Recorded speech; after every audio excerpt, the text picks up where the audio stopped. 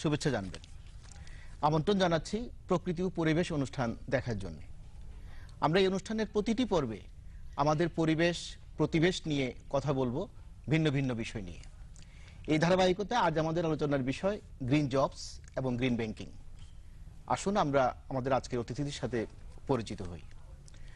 আমাদের সাথে রয়েছেন জনাব Ripon Chowdhury, green jobs specialist.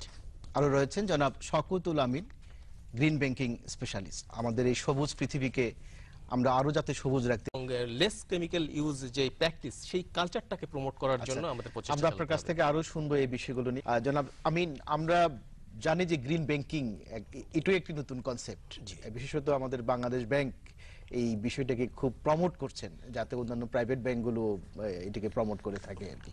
তো আসলে কনসেপ্টটা আমাদের কাছে এখনো খুব ক্লিয়ার না, যে আমরা যদি খুব সাধারণভাবে বলতে চাই গ্রিন ব্যাংকিংটা কি। গ্রিন ব্যাংকিং বাংলাদেশের কনটেক্সটে একটি নতুন ধারণা। আসলে গ্রিন ব্যাংকিং বাংলাদেশে ইন্ট্রোডিউস বা লঞ্চিং হয়েছে 2011 সাল থেকে। তো এটা আমার মনে আছে 2010 সালে 16ই সেপ্টেম্বরে বিআইবিএমে, সেখানে বাংলাদেশ ব্যাংকের মাননীয় গভর্নর স্যার সহ বাংলাদেশের পরিবেশ নিয়ে যারা কাজ করে, ইভেন যারা পরিবেশ সম্পর্কে সচেতন বিভিন্ন স্টেক হোল্ডারদের নিয়ে একটি ওয়ার্কশপের মাধ্যমে বা একটি আনুষ্ঠানিকভাবে গ্রিন ব্যাংকিং বাংলাদেশের প্রথম ধারণাটা আমরা পাই। সেটা 2010 সালে 16ই সেপ্টেম্বর। তো সেই আমি মনে করি এটা বাংলাদেশের জন্য একটা খুব ভালো একটি দিক সেদিন উন্মোচন হয়েছিল। গ্রিন ব্যাংকিং পৃথিবীর উন্নত দেশে অনেক দিন আগে থেকে একটি সামাজিক আন্দোলন হিসেবে চলে আসছিল। তো বাংলাদেশে তখন সেটা সূত্রপাত হওয়ার পরে আমরা 2011 সাল থেকে আসলে বাংলাদেশ ব্যাংকের সার্কুলারের মাধ্যমে গ্রিন ব্যাংকিংটা সত্যিকারভাবে অপারেশনে আমরা গিয়েছি। ব্যাংকিং জানতে চাচ্ছি যে আসলে what is the difference between traditional banking and green banking.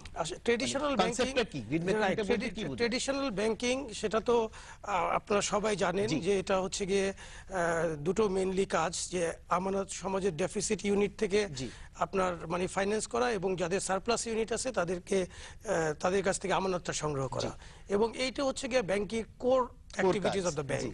এবং এটা কনভেনশনাল ব্যাংকগুলো এই কাজটি করে, ওরা শুধু bridging the gap between the deficit unit and the surplus unit. আর গ্রিন ব্যাংকিংটা হচ্ছে গিয়ে মানে ব্যাংকিং এর একটি নতুন ধারণা। সেটা হলো গিয়ে যে মানে যে কাজই আমরা করব সেটার মধ্যে আমাদের প্রকৃতি, পরিবেশ এবং যেটাকে আমরা বলি সাস্টেনেবিলিটি, ইভেন সবকিছুর মধ্যে সাশ্রয়ী এবং পরিবেশ বান্ধব যে বিনিয়োগগুলো এবং পরিবেশ বান্ধব যে সার্বিক কাজকর্ম, যেটার মাধ্যমে যেটাকে ব্যাংকিং এর মেইন স্ট্রিমে নিয়ে আসার একটা চেষ্টা।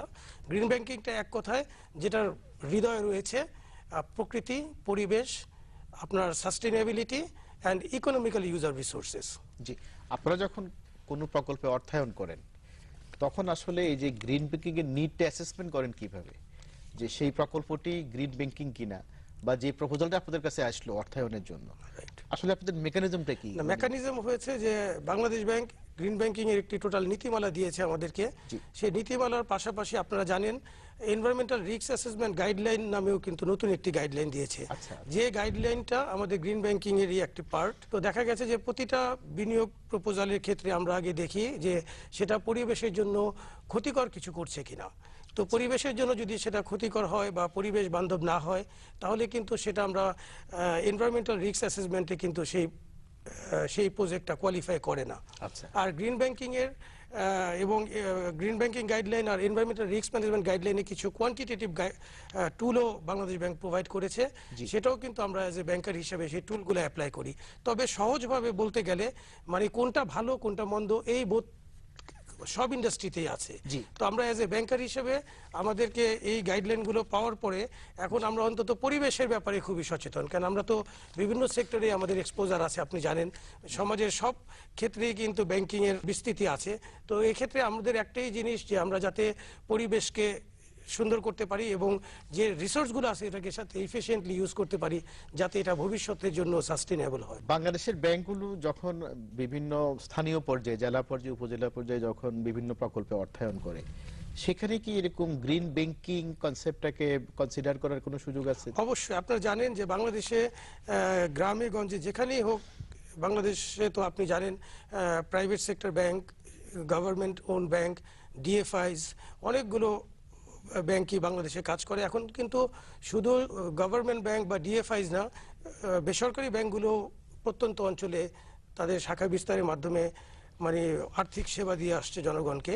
তো সবাই কিন্তু বাংলাদেশ ব্যাংকের যে গাইডলাইন পরিপালন করতে হয়, এবং এই গাইডলাইন হিসেবে কিন্তু আমাদের গ্রিন ব্যাংকিংকে বা গ্রিন কম্পোনেন্টগুলোকে বা গ্রিন ব্যাংকিং যে ইভেন্টগুলো আছে, যেমন অনলাইন ব্যাংকিংকে প্রমোট করা, যাতে অনলাইন ব্যাংকিং প্রমোট করলে আমরা আমাদের গাছের উপর চাপ কমাতে পারি।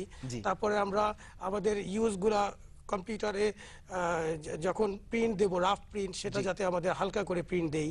তারপরে আবার যেগুলো আমরা স্টেশনারিগুলো আগে আমরা ছুঁড়ে ফেলতাম, ওগুলোকে আমরা ইফিশিয়েন্টলি ব্যবহার করি যাতে আমাদের রিসোর্স সেভ করতে পারি। এরপরে গ্রিন ব্যাংকিং এর বা গ্রিন ফাইন্যান্সের কিছু কম্পোনেন্টও আছে, যে কি কি খাতে বিশেষ করে ফাইন্যান্স করলে সেটা গ্রিন ফাইন্যান্স হবে। আচ্ছা। যেমন বলতে গেলে আপনার ইটিপি, আবার বায়োগ্যাস প্ল্যান্ট, সোলার প্যানেল, যেগুলো সব কিছুর মূলে কিন্তু আমাদের মানে রিসোর্সকে সেভ করা, অ্যাজ ওয়েল অ্যাজ আমাদের যাতে সাস্টেইনেবল একটা গ্রোথ হয়। মিস্টার চৌধুরী, আপনি বলছিলেন কৃষি শ্রমিকদের কথা, কৃষি ক্ষেত্রের কথা। আমরা আমাদের অর্থনীতির আরেকটি গুরুত্বপূর্ণ জায়গা নিয়ে আলোচনা করতে চাই। এটি হচ্ছে আমরা আজকে যে নগরায়ন, তার যে ভিত্তি ইট ভাটা, যেখানে আমাদের অসংখ্য মানুষ কাজ করে, শ্রমজীবী মানুষ যারা প্রত্যন্ত অঞ্চলে গ্রামীণ মানুষ, আমরা সেখানে দেখি যে ইটভাটার পরিবেশ দূষণ, ধোঁয়া ওঠা, এই বিষয়গুলো অনেক পুরানো।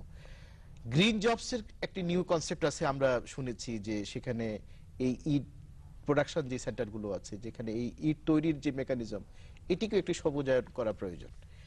আসলে এই ক্ষেত্রে আমাদের ট্রেডিশনাল যে ইটভাটা, ইট প্রোডাকশন ইজি হতো এটাকে আপনি যেহেতু ট্রান্সফর্ম করা। অর্থায়নের বিষয়টি নিয়ে আসলেন, এখানে আমরা অর্থায়ন নিয়ে কথা বলছিলাম।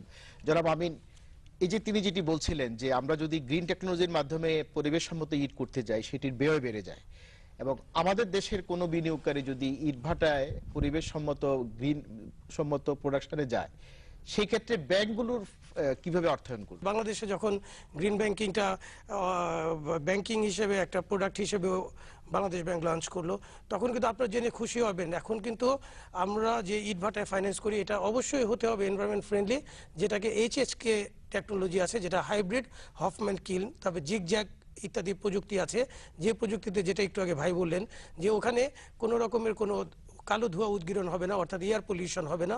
ইভেন এটা করার জন্য বাংলাদেশ ব্যাংক কিন্তু একটা রিফাইন্যান্স স্কিমও চালু করেছে, এবং যে রিফাইন্যান্স স্কিমে প্রায় আমার জানা মতে 200 কোটি টাকার মতো অ্যালোকেশন আছে।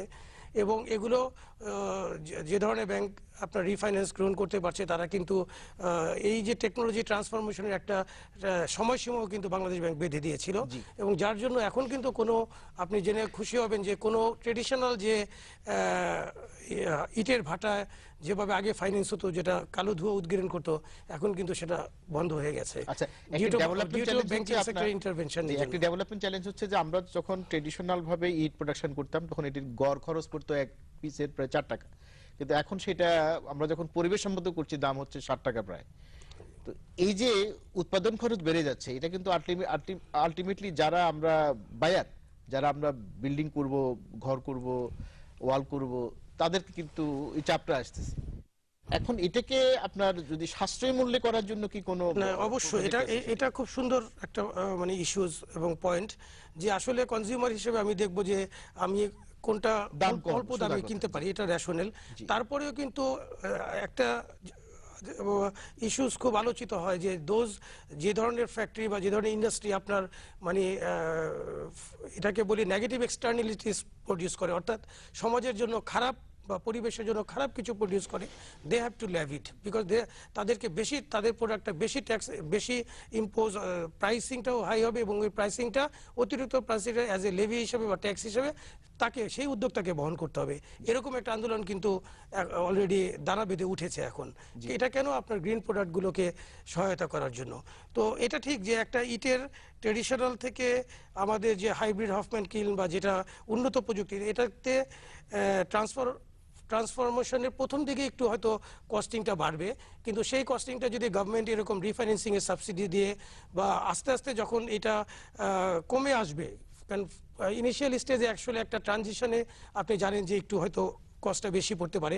তবে আমার মনে হয় যে পরিবেশের কথা চিন্তা করলে এবং আমাদের সর্বোপরি আমাদের জীবনের বেঁচে থাকার কথা চিন্তা করলে পরিবেশ রক্ষার জন্য কিন্তু সেই যে অল্প একটু প্রিমিয়াম, এই প্রিমিয়াম থেকে অর্জন করা সম্ভব আচ্ছা এবং ঠিক আছে, আমরা তার আপনার কাছ মাধ্যমে- থেকে আরো শুনবো।